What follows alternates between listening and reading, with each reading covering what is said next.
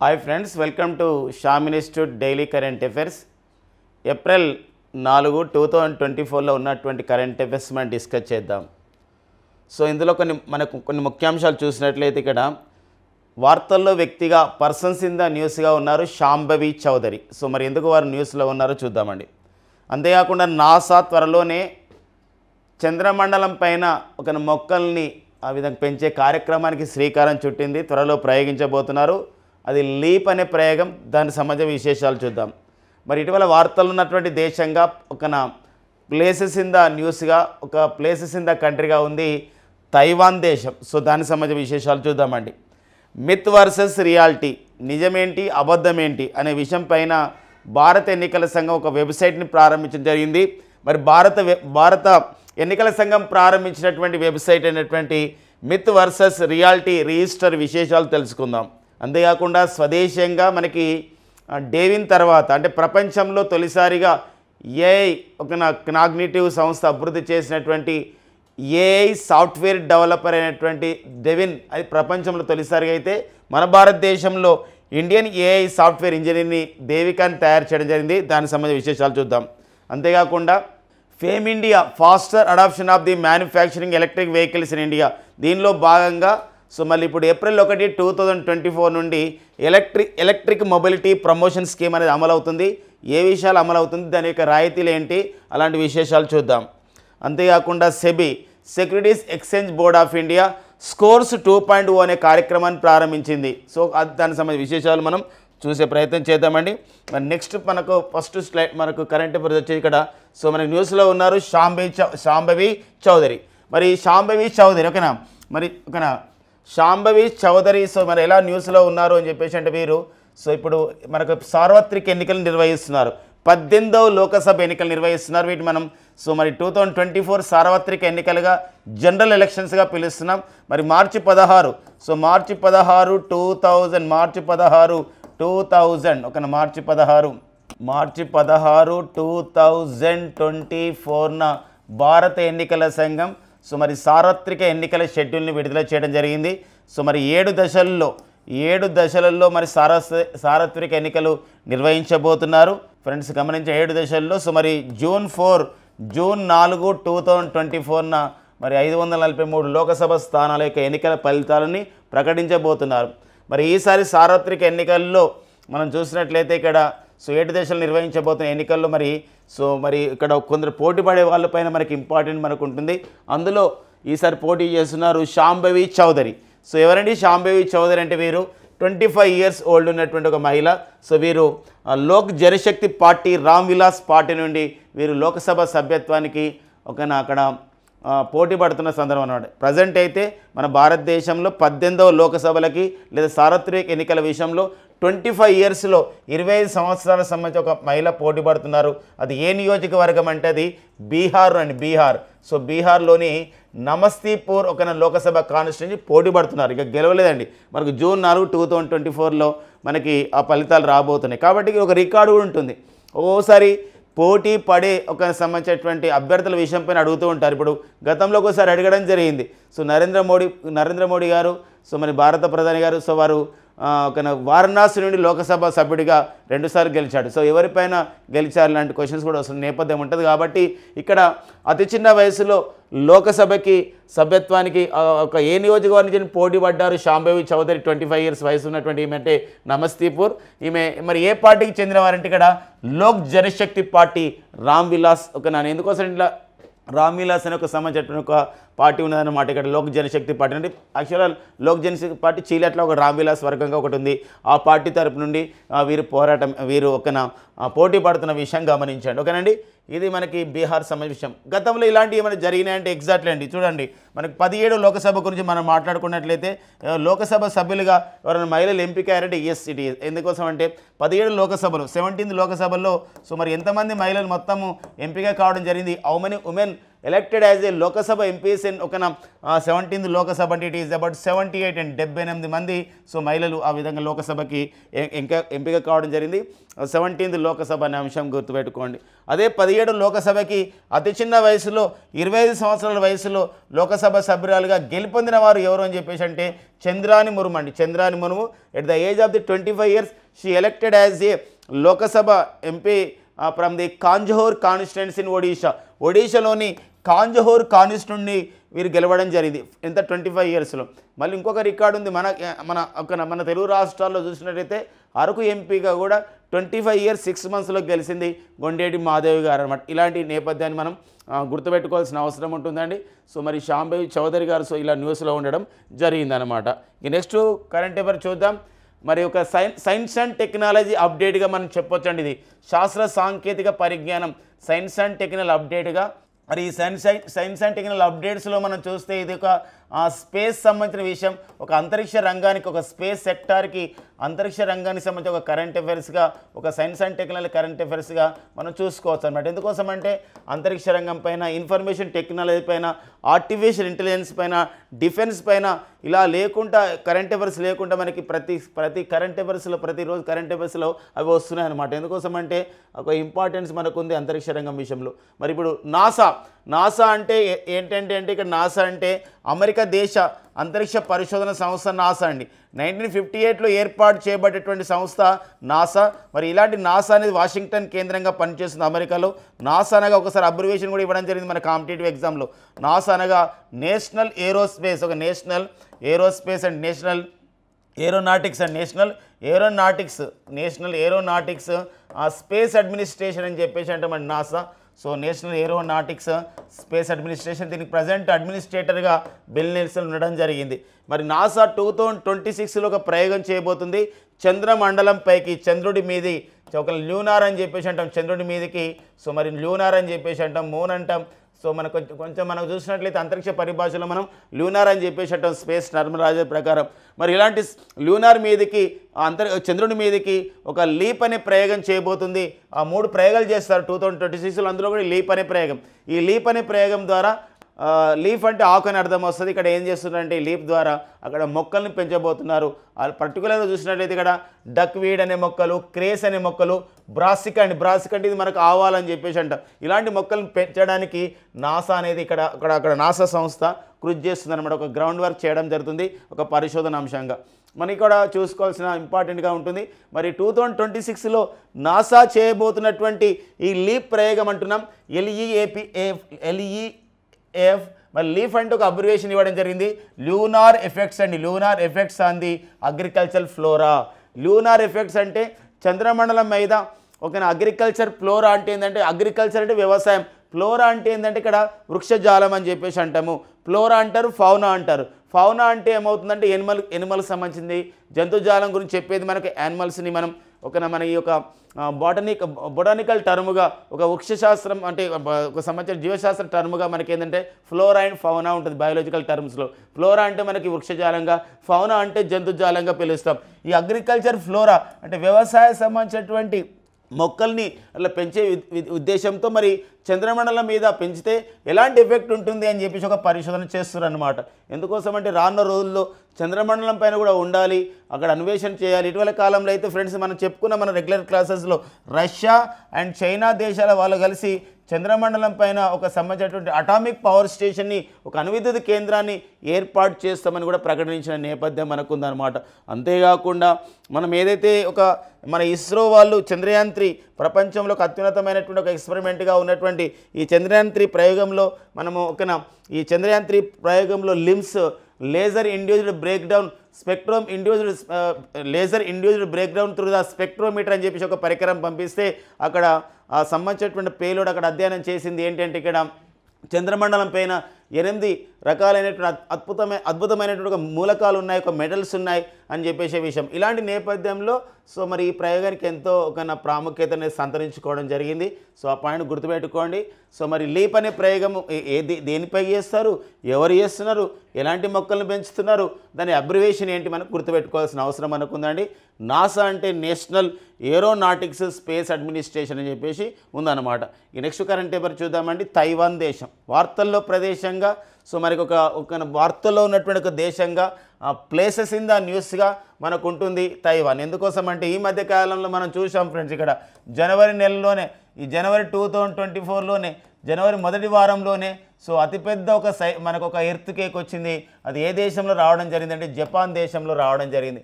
ఇలాంటి నేపథ్యంలో మళ్ళీ ఏప్రిల్ 3 గుర్తుపెట్టుకోండి ఫ్రెండ్స్, ఇక్కడ ఏప్రిల్ 3 అండి. సో ఏప్రిల్ 3, 2024న తైవాన్ దేశంలోని తైపీ రాజధానికి తూర్పు తీర ప్రాంతంలో హువాలిన్ కౌంటీ అనే ప్రాంతంలో తీర ప్రాంతంలో ఒక భూకంపం వచ్చింది. ఈ భూకంప తీవ్రతగా 7.4గా మ్యాగ్నిట్యూడ్గా ఇంటెన్సిఫికేషన్ అనే తీవ్రత అనేది ఉంది. అదే ఇది 7.4గా ప్రకటించింది అమెరికా దేశం. బట్ తైవాన్ దేశంలో ఉన్నటువంటి వాతావరణ సంస్థ వాళ్ళు మాత్రం 7.2గా తీవ్రతగా ఉందని చెప్పడం జరిగింది. సో మనం దాన్ని బట్టి ఇన్ఫర్మేషన్ తెలుసుకోవాలి. సో మరి తైవాన్ దేశం ఇట్లా అడుగుతాడు ఒక ఏప్రిల్ మొదటి వారంలో 2024లో మరి ఇటీవల కాలంలో ఏ దేశం ఇలా తుఫాను ఒక ఎర్త్కేక్ ఒక సంబంధించినటువంటి భూకంపాన్ని ఎర్త్కేక్ అంటారంటే ఎర్త్కేక్ భూకంపాన్ని చవి చూసింది అన్నప్పుడు అది తైవాన్ దేశం అనే అంశం గమనించండి. ఇటీవల కాలంలో మనం ఇలాంటి చూసాం. మడగాస్కర్ దేశం విపత్తుల కిందకు వస్తాయండి. ఇవి విపత్తులు మడగాస్కర్ దేశంలో మరి ఆఫ్రికా ఖండానికి చెందిన మడగాస్కర్ దేశంలో ఇటీవల కాలంలో ఒక ట్రాపికల్ స్ట్రోమ్ ఒక ఉష్ణమండల తుఫాన్ రావడం జరిగింది. దానికి గామీనే అని పేరు పెట్టడం జరిగింది. గామీనే అని పేరు పెట్టడం జరిగింది. సో అలాంటి నేపథ్యం అన్నమాట. కాబట్టి ఇక్కడ తైవాన్ మనకి ఇక్కడ ఇంపార్టెంట్గా మనకు ఉంటుంది. ఒకవేళ స్టాక్ జీకే పరంగా వెళ్ళాలంటే తైవాన్ అనేది మనకి ఏంటంటే తైవాన్ పాత పేరు వచ్చేసి the old name of the Taiwan వచ్చేసి ఏదండి ఫార్మోసా. సో ఫార్మోసా అనేది తైవాన్ దేశ పాత పేరుగా సో మనకుంటున్న నేపథ్యం అనమాట. అంతేకాకుండా ఇంకా ఏమైనా అప్డేట్స్ ఉన్నాయి తైవాన్ పైన అంటే ఇటీవల కాలంలో అంటే ఆసియా ఖండంలో సేమ్ సెక్స్ మ్యారేజెస్ అంటాం అంటే స్వలింగ వివాహాలకి చట్టబద్ధత చేసినటువంటి తొలి దేశంగా తైవాన్ ఉంది. సో అంతేకాకుండా రెండో దేశంగా మనకు నేపాల్ ఉంది. త్వరలోనే మూడో దేశంగా ఆవిర్భవించబోతుంది ఏదండి థాయిలాండ్ దేశం అనమాట. ఇది సేమ్ సెక్స్ మ్యారేజెస్ అంటాం, స్వలింగ వివాహాలు అని చెప్పేసి మనం అంటాం అనమాట. సో అలాంటి నేపథ్యాన్ని చూసుకోవాల్సిన అవసరం మనకు ఉంటుందండి. సో మరి అంతేకాకుండా తైవాన్ అండ్ చైనా మధ్య చైనా ఏమని వాదిస్తుందంటే తైవాన్ని మా అంతర్భాగం అని వాదిస్తున్న క్రమంలో కొన్ని దేశాలు ఇంకా తైవాన్ని గుర్తించలేదు. ఈవెన్ తైవాన్ క్రీడాకారులు కూడా రిపబ్లిక్ ఆఫ్ ది చైనా అనే పేరుతోనే ఆ విధంగా వాళ్ళు క్రీడల్లో పాల్గొంటున్న నేపథ్యం మనకు ఉంటుందన్నమాట. ఓకేనండి. నెక్స్ట్ చూద్దాం కరెంట్ అఫైర్. నెక్స్ట్ వచ్చేసి ఇక్కడ మిత్ వర్సెస్ రియాలిటీ రిజిస్టర్ అని చెప్పేసి అంటామండి. ఏంటంటే ఇక్కడ ఎన్నికల నేపథ్యంలో అంటే మారుతున్నటువంటి కాలానికి అనుగుణంగా సాంకేతిక రంగంలో మార్పులు రావడం ఒక ప్రింట్ మీడియాతో పాటు ఇప్పుడు ఎలక్ట్రానిక్ మీడియా కూడా ఎంతో ప్రభావితం చూస్తుంది. పర్టికులర్గా చూసినట్లయితే ఇక్కడ యూట్యూబ్లు కానివ్వండి అంటే యూట్యూబ్స్ కానివ్వండి లేకపోతే సోషల్ మీడియాలో ఉన్నటువంటి వాట్సాప్ కానివ్వండి ఫేస్బుక్ కానివ్వండి ఇవన్నీ కూడా వార్తల్ని ప్రభావితం చేస్తున్నాయి. రూమర్స్ ఎక్కువ క్రియేట్ అవుతున్న సందర్భం మనకు ఉంటుంది. సో ఇలాంటి నేపథ్యంలోనే భారత ఎన్నికల సంఘం భారత ప్రధాన ఎన్నికల commissioner chief election commissioner of India అయినటువంటి రాజీవ్ కుమార్ గారు అండ్ నెక్స్ట్ వచ్చేసి భారత ఎన్నికల సంఘంలో చీఫ్ ఎలక్షన్ కమిషనర్తో పాటు మరో 2 ఈసీలు ఉంటారు. ఇటీవల కాలంలో నియమితులు కావడం జరిగింది. ఒకరు వచ్చేసి వారు ఎవరండి జ్ఞానేష్ కుమార్ అండి. ఎవరండి జ్ఞానేష్ కుమార్ గారు.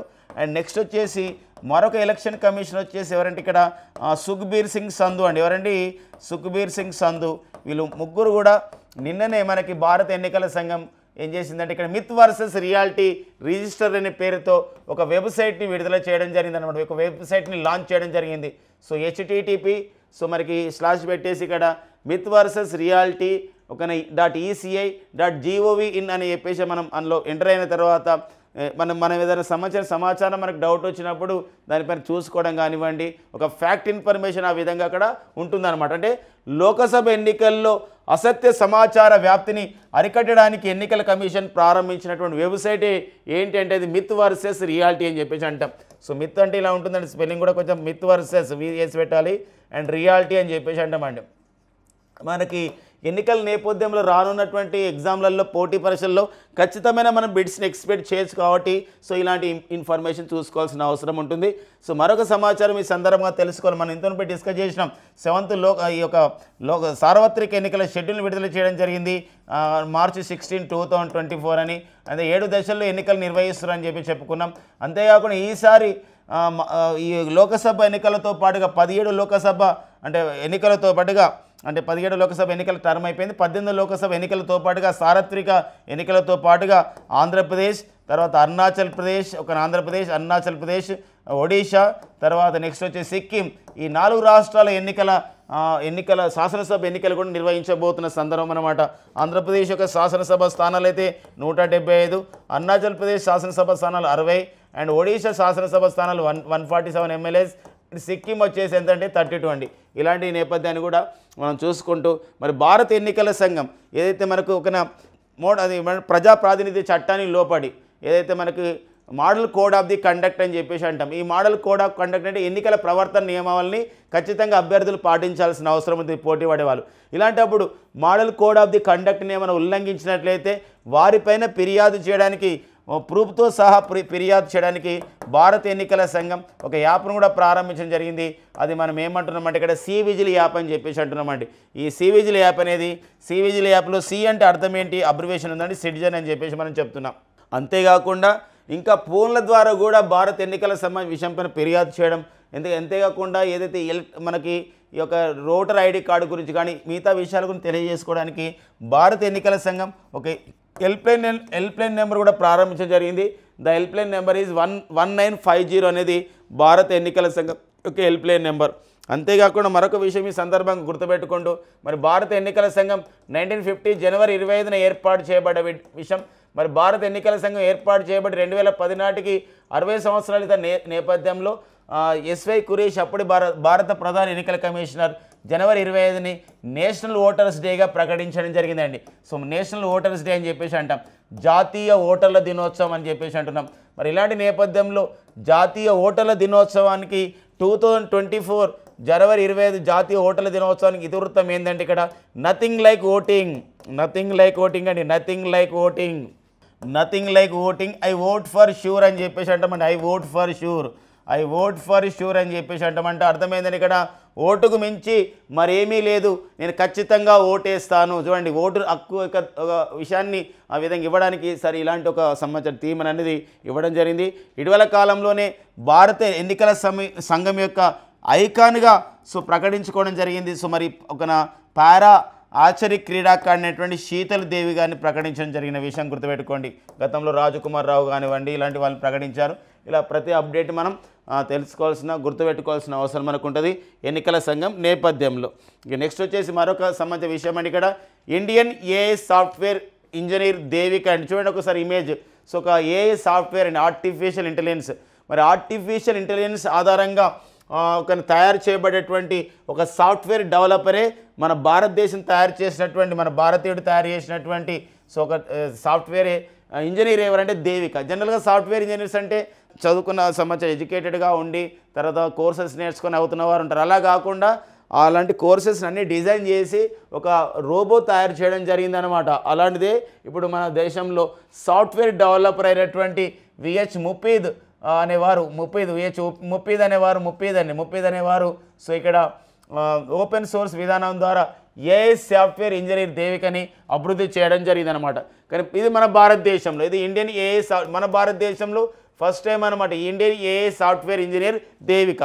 అలా కాకుండా ప్రపంచవ్యాప్తంగా చూసినట్లయితే ప్రపంచంలో ఫస్ట్ అనమాట, ప్రపంచంలో మరి ఫస్ట్ ఇలాంటి ఒక సాఫ్ట్వేర్ ఏఐ ఇంజనీర్ ఎవరు అని చెప్పేసానంటే కాగ్నిషన్ ఏఐ అనే సంస్థ, కాగ్నిషన్ ఆర్టిఫిషియల్ ఇంటెలిజెన్స్ సంస్థ తయారు చేసింది ఒక సంబంధించినటువంటి ఏఐ సాఫ్ట్వేర్ ఇంజనీర్. దాని పేరు ఏం పేరు అంటే దేవిన్. ఏదండి డేవిన్ గుర్తుపెట్టుకోండి, డేవిన్ గుర్తుపెట్టుకోండి, దేవికని గుర్తుపెట్టుకోండి. దాంతోపాటుగా ఇప్పుడు ఈ మధ్యకాలంలో మీరు చూడండి మైకా అని చెప్పేసి అంటే మైకా అంటే ఇది ఖనిజం కాదండి. ఇక్కడ మైకా అంటే ఇదేంటంటే మన ప్రపంచంలో తొలిసారిగా డిక్టేటర్ అనే సంస్థ, మరి డిక్టేటర్ అనే సంస్థ తన కంపెనీ, ఇదొక కంపెనీ అన్నమాట, ఇదొక కంపెనీ. ఇలాంటి కంపెనీ వాళ్ళు తొలిసారిగా ఒక రోబోని చీఫ్ ఎగ్జిక్యూటివ్ ఆఫీసర్గా నియమించుకోవడం జరిగింది. ఆ రోబో చీఫ్ ఎగ్జిక్యూటివ్ ఆఫీసర్ వచ్చేసేదండి ఇక్కడ మీకా రోబో. ఫస్ట్ టైం అనమాట వరల్డ్లో తొలిసారిగా మీకా అనే రోబో ఏ సంస్థ తన యొక్క కంపెనీ యొక్క చీఫ్ ఎగ్జిక్యూటివ్ ఆఫీసర్గా ప్రకటించుకోవడం జరిగిందంటే మీకా. ఇలాంటి సంబంధించిన విషయాన్ని కూడా మనం గుర్తుపెట్టుకోవాలి. ఎందుకోసం గతంలో ఇలాంటి క్వశ్చన్స్ అడిగాడు. సౌదీ అరేబియా ప్రపంచంలో తొలిసారిగా సోఫియా అనే రోబోకి సౌదీ అరేబియా దేశం ఒక సిటిజన్షిప్ ఇవ్వడం జరిగింది, ఒక పౌరసత్వాన్ని ఇవ్వడం జరిగింది అనమాట. ప్రపంచంలో తొలిసారిగా పౌరసత్వం పొందినటువంటి తొలి రోబో ఏది అంటే సోఫియా రోబో. ఏ దేశం ఈ సోఫియా రోబోకి పౌరసత్వం ఇవ్వడం జరిగిందంటే అది సౌదీ అరేబియా దేశం పౌరసత్వం ఇస్తున్న విషయం. మన భారతదేశంలో తొలిసారిగా ఆర్టిఫిషియల్ ఇంటెలిజెన్స్ స్కూల్ను నెలకొల్పడం జరిగింది. ఏ రాష్ట్రం తొలిసారిగా ఆర్టిఫిషియల్ ఇంటెలిజెన్స్ స్కూల్ని నెలకొల్పడం జరిగిందంటే అది కేరళ రాష్ట్రం తొలిసారిగా నెలకొల్పిన విషయం గుర్తుపెట్టుకోండి. మొదటి వచ్చినప్పుడు ఇంపార్టెంట్గా ఉంటుందండి. ఎందుకోసం అంటే ఇదే కేరళ రాష్ట్రం, ఇదే త్రిశూర్ ప్రాంతంలో బందీకోట్ అనే ఒక రోబోని ఒక మ్యాన్హోల్ క్లీనింగ్స్ గురించి, డ్రైనేజ్ వ్యవస్థలో క్లీనింగ్ గురించి, డ్రైనేజ్ వ్యవస్థలో ఒక సహాయకురాలిగా బందీకోట్ రోబోని వాడుతున్న సందర్భం గుర్తుపెట్టుకోండి. ఇటీవల కాంపిటేటివ్ ఎగ్జామ్ కూడా వచ్చింది. ఫస్ట్ టైం అన్నమాట కేరళ రాష్ట్రం బందీకోట్ రోబోని మ్యాన్హోల్ క్లీనింగ్కి ఉపయోగిస్తున్నారన్నమాట డ్రైనేజ్ సిస్టంలో. అంతేకాకుండా కేరళ ఇటీవల కాలంలో ఐరిస్ ఏఐ అనే ఒక టీచర్ని కూడా ఒక టీచర్స్ని కూడా అక్కడ నర్సరీ క్లాస్ నుండి ఇంటర్మీడియట్ వరకు చెప్పడానికి కూడా టీచర్స్ని అట్లా రోబో టీచర్స్ని అపాయింట్ చేసుకుంటున్న సందర్భం అనమాట, నిర్మించుకుంటున్నటువంటి సందర్భం. ఇవన్నీ కూడా మనకి ఇంపార్టెంట్గా మనకు ఉంటుందండి ఆర్టిఫిషియల్ ఇంటెలిజెన్స్ అని చెప్పేసి. అందుకే భారతదేశంలో మరి ఒక రాష్ట్రం ఉంది 2020 సంవత్సరానికి ఇయర్ ఆఫ్ ది ఆర్టిఫిషియల్ ఇంటెలిజెన్స్గా ప్రకటించింది. మరి ఏ రాష్ట్రం 2020 సంవత్సరాన్ని ఇయర్ ఆఫ్ ది ఆర్టిఫిషియల్ ఇంటెలిజెన్స్గా కృత్రిమ మేధస్సు సంవత్సరంగా ఏ రాష్ట్రం ప్రకటించిందని చెప్పేసి మనకు క్వశ్చన్ వచ్చినప్పుడు రైట్ ఆన్సర్ వచ్చేసేది తెలంగాణ. తెలంగాణ రాష్ట్రం మనకి ఇక్కడ ఆర్టిఫిషియల్ ఇంటెలిజెన్స్ సంవత్సరంగా 2020ని ప్రకటించడం జరిగింది అనమాట. ఇలా ప్రతి పాయింట్ కూడా మనకి ఇక్కడ ఇంపార్టెంట్గా మనం చూసుకోవాలి. ఒక ఎలాబరేషన్ మనకు ఉండాలి ప్రిపరేషన్లో. మనకి అలాంటప్పుడు ఎందుకోసం అంటే ప్రశ్నల యొక్క సరళి మారుతుంది, ప్రశ్నలు అడిగే విధానం మారుతుంది, కాన్సెప్ట్ మారుతుంది. మరి అట్లని చెప్పేసి ఏది పడితే అది కాకుండా whether it is useful or not, ఒక ఇన్ఫర్మేషన్ వచ్చినప్పుడు అది ఉపయోగపడుతుందా లేదా కాంపిటేటివ్ అని తెలుసుకొని మనం ప్రిపేర్ కావాల్సినటువంటి అవసరం ఉంటుందండి పోటీ పరీక్షల్లో. ఓకేనా, మనం 2024 తగ్గట్టుగా ఎగ్జామ్స్ ప్రిపేర్ కావాలి. ఇలాంటప్పుడు నెక్స్ట్ మరొక స్కీమ్ అండి, ఒక ఎలక్ట్రిక్ మొబిలిటీ ప్రమోషన్ స్కీమ్ అని చెప్పేసి అంటామండి. ఏంటి ఎలక్ట్రిక్ మొబిలిటీ ప్రమోషన్ స్కీమ్? ఇది ఫేమ్ ఇండియాలో 3వ దశగా చెప్పొచ్చు అనమాట. విశ్లేషకులకు దీన్ని ఎలా భావిస్తున్నారంటే ఎలక్ట్రిక్ మొబిలిటీ ప్రమోషన్ స్కీమ్ అని చెప్పేసి అంటాం. దీన్ని మనకి ఈఎంపిఎస్ అని చెప్పేసి అంటాం. ఫ్రెండ్స్, మనందరూ తెలుసు మన దేశంలో విద్యుత్ వాహనాల వినియోగం గురించి 2015లో ఫేమ్ ఇండియా ఫేజ్ 1 అనే స్కీమ్ వచ్చిందండి. అండ్ 2019లో మరి దీనికి పొడిగిస్తూ ఫేమ్ ఇండియా 2 అనే స్కీమ్ ఫేజ్ 2 వచ్చింది. తర్వాత ఇది కాలపరిమితమైన నేపథ్యంలో మరి ఫేమ్ ఇండియా 3లో భాగంగా ఫేమ్ ఇండియా 3 అంటూ మనకి ఎలక్ట్రిక్ మొబిలిటీ ప్రమోషన్ స్కీమ్ను ఏర్పాటు చేయడం జరిగింది. అంటే విద్యుత్ వాహనాల వినియోగాన్ని ప్రోత్సహించాలి అనే ప్రధానమైన ఉద్దేశం. ఇలాంటి నేపథ్యంలో ఈ ఎలక్ట్రిక్ మొబిలిటీ ప్రమోషన్ స్కీమ్లో భాగంగా ఏప్రిల్ 1 నుండి జూలై 31 వరకు కాలపరిమితికి 2024లో ఒక 500 కోట్లని కేంద్ర భారీ పరిశ్రమల శాఖ union heavy industries department ministry వాళ్ళు కేటాయించడం జరిగిందనమాట. అంటే రైతుల గురించి, సబ్సిడీ గురించి. మరి మొత్తం కూడా ఈ ఎలక్ట్రిక్ మొబిలిటీ ప్రమోషన్ స్కీమ్లో భాగంగా దేశవ్యాప్తంగా ఏప్రిల్ 1, 2024 నుండి జూలై 31, 2024 వరకు 3,72,215 విద్యుత్ వాహనాలని అమ్మాలని చెప్పేసి టార్గెట్ పెట్టుకుంది. అలాంటి టార్గెట్లో భాగంగా మరి విద్యుత్ ద్విచక్ర వాహనానికి ఎంత ఇస్తారు సబ్సిడీ అంటే ఇప్పుడు ఒక ₹1,00,000 ఉందనుకోండి, మరి ఎంత సబ్సిడీ ఇస్తారంటే ఒక ₹10,000 కేంద్ర ప్రభుత్వం భరిస్తుంది అలా విద్యుత్ ద్విచక్ర వాహనానికి. అదే ఈ రిక్షా కానివ్వండి, అంటే electric rickshaw and electric cart, ఇలాంటి వాటికి అంటే కార్ట్ అంటే ఇక్కడ మనం గమనించినట్లయితే ఇక్కడ విద్యుత్తో నడిచే ఏదైతే మనకు సామాన్లు తీసుకెళ్తుందో అలాంటివన్నీ మనకు కార్ట్ అని చెప్పేసి అన్నాం. అది ఒక 25,000 రాయితీ ఇస్తారు. అలా కాకుండా 3 చక్రాల ఈవీలు అండి, అంటే ఇక్కడ ఏదైతే మనకు త్రీ వీలర్స్ ఉంటాయి కదా, ఈ 3 వీలర్స్ ఎలక్ట్రిక్ వెహికల్స్కి అయితే ఇక్కడ 50,000 రాయితీని అనేది ఇవ్వబోతున్నారు అనమాట. వెరీ వెరీ ఇంపార్టెంట్గా అంటే ఈ సంబంధించిన పాయింట్ మనం గుర్తుపెట్టుకోరు, ఎంత వాహనాలు అమ్ముకుంటున్నారు ఏంటి అనేది. ఓకేనండి. మరి ఇట్లా ఫేమ్ ఇండియాలో ఇట్లా స్టార్ట్ అవుతున్న సందర్భం. మరి ఫేమ్ ఇండియా అంటే అబ్రివేషన్ ఏందంటాడు. సో ఫేమ్ ఇండియా అని చెప్పేసి అంటామండి. ఫేమ్ ఇండియా అంటే faster adoption of the manufacturing electric vehicles India అని చెప్పేసి అంటామండి. ఎలక్ట్రిక్ వెహికల్స్ ఇన్ ఇండియా అని చెప్పేసి అంటాం. ఇది మనకు ఫేమ్ ఇండియా అనమాట, electric vehicles in India. So faster adoption of the manufacturing electric vehicles ఇండియాగా ఫేమ్ ఇండియా అబ్రివేషన్ అనేది ఉంటుందండి. సో మనకి ప్రతి పాయింట్ కూడా ఇంపార్టెంట్గా మనం కాన్సెప్ట్గా నేర్చుకున్నాం. నెక్స్ట్ వచ్చేసి మనకి సెబీ అండి, securities exchange board of India. మరి ఈ మధ్య కాలంలోనే ఆర్థిక అంశాల్లో ఒక కరెంట్ ఎకనమీ పాయింట్ ఆఫ్లో చూసినట్లయితే ఈ మధ్యలోనే మనకు T+O సెటిల్మెంట్ కూడా రావడం జరిగింది. మరి ఒక సెబీనే దీన్ని అమలు చేస్తుంది. National stock exchange and Bombay stock ఎక్స్చేంజ్లో ఎవరైతే ఒక 25 కంపెనీలో గుర్తించబడ్డటువంటి ఎంపిక చేయబడ్డ 25 కంపెనీల్లో లావాదేవీలు జరిపిన వారికి అదే రోజు ఏమవుతుందంటే డబ్బులు అనేది క్రెడిట్ కావడం అండ్ డెబిట్ కావడం అనేది జరుగుతుంది. ఇది మార్చి 28, 2024 నుండి మనకు T+O సెటిల్మెంట్ అనేది ఉంది. గతంలో T+5 ఉండేది, తర్వాత T+3, తర్వాత T+2, తర్వాత T+O సెటిల్మెంట్ అనేది ఎంపిక చేయబడ్డటువంటి 25 కంపెనీల్లో ఇది జరుగుతూ ఉందన్నమాట. లావాదేవీలు మనం జరిపినప్పుడు ఒక షేర్ మార్కెట్లో బాంబే స్టాక్ ఎక్స్చేంజ్ కానీ నేషనల్ స్టాక్ ఎక్స్చేంజ్లో ఏదైనా షేర్స్ కొన్నప్పుడు అదే రోజు మనకి డబ్బులు కట్ కావడం, అదే రోజు మనకి యాడ్ కావడం అనేది జరుగుతుంది. ఏదైతే కొనుగోలు చేసిన వారికి సో కట్ కావడం, ఆ విధంగా ఎవరైతే దాన్ని అమ్ముతారో అమ్మినప్పుడు వాళ్ళ అకౌంట్లో డిపాజిట్ కావడం అనేది జరుగుతుంది. ఇది సెబీ నిర్వహిస్తుంది T+O సెటిల్మెంట్. ఈ మధ్యనే మనం చూసాం. So April 1, 2024 reserve bank of India అనేది ఏర్పాటు చేయబడ్డ సందర్భంలో 90 ఇయర్స్ అవుతుంది, 90 సంవత్సరాలు అవుతుంది. మరి 1935 ఏప్రిల్ 1 ఏర్పాటు చేయబడ్డ సంస్థ. మరి 90 సంవత్సరాల సందర్భంగా ఒక ప్రత్యేకమైన నాణ్యాన్ని కూడా సో భారత ప్రధాని నరేంద్ర మోడీ గారు ముంబైలో ఏర్పాటు చేయడం జరిగింది. ఇలాంటి నేపథ్యంలో సెబీ సంస్థ, securities exchange board of India సంస్థ మరి స్కోర్స్ 2.0 అనే ఒక కార్యక్రమాన్ని నిర్వహిస్తుంది. గతంలో 2011లో ఈ స్కోర్స్ అనే కార్యక్రమాన్ని ప్రారంభించింది. స్కోర్స్ అనే ఒక విషయం అనమాట. ఏంటి ఆ విషయం అంటే అనుసంధానం అనమాట. అంటే సాంకేతిక సహాయంతో ఎవరైతే స్టాక్ మార్కెట్లలో ఈ షేర్ మార్కెట్లలో లావాదేవీలలో ఏమన్నా ఒక ఇబ్బంది ఉన్నప్పుడు వెంటనే కంప్లైంట్ చేయడం అనమాట. It is a SEBI complaint redress system అని చెప్పేసి అంటామండి. ఇక్కడ చూడండి, స్కోర్స్ అంటే అర్థమైందండి.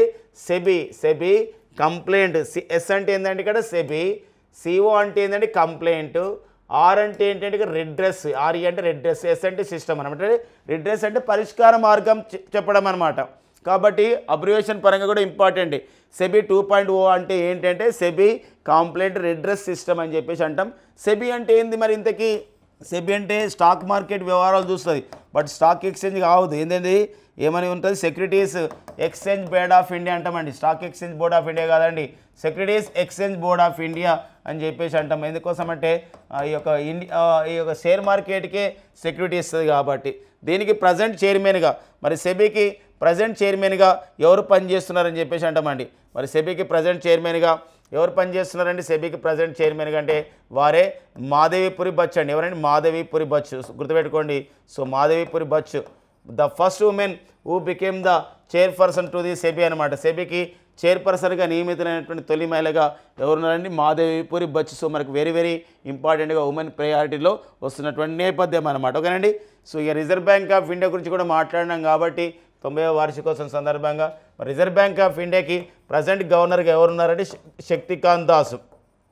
మరి reserve bank of India governor మరి శక్తికాంత్ దాస్ ఈ పదవిని చేపట్టినటువంటి ఎన్నో వ్యక్తి అంటే 25వ వ్యక్తి. నాన్ ఎకనమిక్ బ్యాక్గ్రౌండ్ నుండి వచ్చినటువంటి ఒక మాజీ IAS అధికారి Shaktikant Das reserve bank of ఇండియాకి గవర్నర్గా ఉంటున్నారండి. 0 FIR, ఇది మనకి ఇంపార్టెంట్ అండి. 0 FIR. సో మరి ఏంటండి 0 FIR అని చెప్పేసి అంట? 0 FIR. సో ఇది యువర్ లీగల్ రైట్ అని దీని యొక్క ఇతివృత్తంగా ఉంటుంది. 0 FIR అని చెప్పేసి అంటాం. ఒక 0 FIR అండి. సో ఏంటో చూద్దామండి. ఇక్కడ 0 FIR అంటే ఇక్కడ ఇటీవల మనకు న్యూస్లో ఉంది. ఎలా న్యూస్లో ఉందంటే ఇక్కడ ఒకరిపైన మనం ఫిర్యాదు చేయాలి. ఒకరిపైన ఫిర్యాదు చేయాలంటే వాళ్ళ అడ్రస్ మనకు తెలియదు, వాళ్ళు ఏ పోలీస్ స్టేషన్ పరిధిలోకి వస్తున్నారో తెలియదు. అలాంటప్పుడు ఏంటంటే మనం ఉన్న చోటు నుండే పోలీస్ స్టేషన్కి వెళ్ళి నేను పలానా వ్యక్తి పైన నేను ఇలా కంప్లైంట్ చేస్తున్నాను అన్నప్పుడు ఆ పోలీస్ స్టేషన్ వాళ్ళు దాన్ని 0 FIRగా నమోదు చేసుకొని వాళ్ళ యొక్క సాంకేతిక విధానం ద్వారా ఆ వ్యక్తి యొక్క అడ్రస్ తెలుసుకొని ఆ వ్యక్తి ఉన్నటువంటి పోలీస్ స్టేషన్కి ఏం చేస్తారంటే ఆ యొక్క కంప్లైంట్ని అక్కడ పంపిస్తారు. అప్పుడు వాళ్ళు ఆ ఎఫ్ఐఆర్కి నెంబర్ ఇస్తారన్నమాట. That is called zero FIR. ఈ జీరో ఎఫ్ఐఆర్ ఇటీవల కాలంలో కొన్ని రాజకీయ నాయకులు పెట్టడం కానివ్వండి, ఇలా జరుగుతున్న నేపథ్యం, కొందరు వ్యక్తులపైన కూడా పెడుతున్న నేపథ్యం, ఇలా మనకు న్యూస్లో రావడం జరిగింది జీరో ఎఫ్ఐఆర్ విషయంలో. మరి ఈ జీరో ఎఫ్ఐఆర్ గురించి మనకి ఒక code of the criminal procedure అని చెప్పేసి అంటున్నాం. అందులో మనకి సెక్షన్ 154 కొంచెం తెలియజేస్తుందని చెప్పేసి మనకు ఉంది. అంతేకాకుండా మనకి 2012 సంవత్సరంలో జస్టిస్ వర్మ కమిటీ కూడా దీనిపైన అధ్యయనం చేయడం జరిగింది. జస్టిస్ వర్మ కమిటీ ఏ విషయంలో అంటే ఇక్కడ నిర్భయ అత్యాచార ఉదంతం పైన అధ్యయనం చేసినటువంటి కమిటీ. మరి ఈ కమిటీ ఇచ్చిన రిపోర్ట్ మేరకే మనకేముందంటే ఒక నిర్భయ చట్టం అనేది కూడా రూపొందించుకున్నాం. ఆ టైంలో కూడా ఈ యొక్క జస్టిస్ వర్మ కమిటీ కూడా ఈ విషయం పైన జీరో ఎఫ్ఐఆర్ పైన ప్రస్తావించడం జరిగిందనమాట. కాబట్టి మరి జీరో ఎఫ్ఐఆర్ అని చెప్పేసి అన్నటువంటి ఇది మనకి ఇక్కడ ఫస్ట్ ఇన్ఫర్మేషన్ రిపోర్ట్ అని చెప్పేసి అంటున్నాం. సో అది ఒక ఇంపార్టెన్స్గా మనం గుర్తుపెట్టుకోవాల్సిన అవసరం మనకు ఉంటుందండి, జీరో ఎఫ్ఐఆర్ సంబంధించిన విషయం అండి. ఓకేనా. సో ఇటీవల న్యూస్లో ఉంది. ఈ మధ్యకాలంలో మనం చూసినట్లయితే ఈ ఐపీసీ కానివ్వండి, Indian penal code, code of the criminal procedure కానివ్వండి, ఇండియన్ ఎవిడెన్స్ యాక్ట్ కానివ్వండి, ఇవన్నీ కూడా సంస్కరణలు వచ్చినాయి. క్రిమినల్ లాస్ అని చెప్పేసి అంటే ఇలాంటి క్రిమినల్ చట్టాల్లో మార్పులు వచ్చినాయి. ఇవన్నీ కూడా వీటి పేరు మార్చుకోబోతుంది. మరి జూలై 1, 2024 నుండి భారత పార్లమెంట్ ఆమోదించినటువంటి మార్పులు చేసినటువంటి క్రిమినల్ చట్టాలు ఏవైతే ఉన్నాయో ఐపీసీ అనేది పేరు ఎలా మారబోతుందంటే భారతీయ న్యాయ సమితి అంటారు, భారతీయ న్యాయ సమితిగా మారబోతుంది. క్రిమినల్ ప్రొసీజర్ కోడ్ లేదా code of the criminal procedure ఏదైతే ఉందో ఇది భారతీయ నాగరిక సురక్ష సంహితగా మారబోతుంది. అండ్ ఇండియన్ ఎవిడెన్స్ యాక్ట్ అనేది భారతీయ సాక్ష్య అధినియంగా మారబోతుంది. ఇది జూలై 1, 2024 నుండి అమలు కాబోతున్నట్లు కేంద్ర హోంశాఖ కార్యదర్శి అయినటువంటి అజయ్ భల్లా ఇటీవల కాలంలో ప్రకటించడం జరిగిందనమాట. ఓకేనండి. సో ఫ్రెండ్స్, ఇవ్వండి మనకి ఏప్రిల్ 4, 2024 ఉన్న ముఖ్యమైన ఎగ్జామ్ ఓరియంటెడ్ కరెంట్ అఫైర్స్ అండి. Thank you friends and all the best.